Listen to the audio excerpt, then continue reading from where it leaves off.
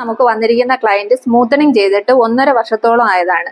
ഇതിലിപ്പോ നല്ല ഹെയർ ഫോളും ഉണ്ട്, അതുപോലെ തന്നെ നല്ല ഫ്രിസ്നെസ് ആയിട്ടുണ്ട്. ഇതിലെല്ലാം ഹെയർ എല്ലാം നല്ല ഡാമേജ് ആയിട്ടിരിക്കുവാണ്. അപ്പൊ ഇതിനു വേണ്ടിയിട്ട് നമ്മൾ മാമിന് സജസ്റ്റ് ചെയ്തിരിക്കുന്നത് നാനോപ്ലാസ്റ്റിയാണ്.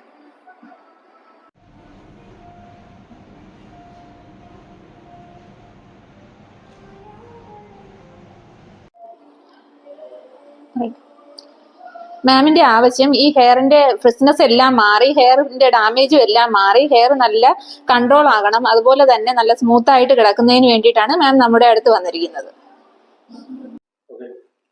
മാമിന്റെ ഹെയറിന്റെ ഫ്രിസ്നെസ് ഒക്കെ മാറി, ഹെയറിന്റെ ഡാമേജും ഒക്കെ ഇപ്പൊ മാറിയിട്ടുണ്ട്.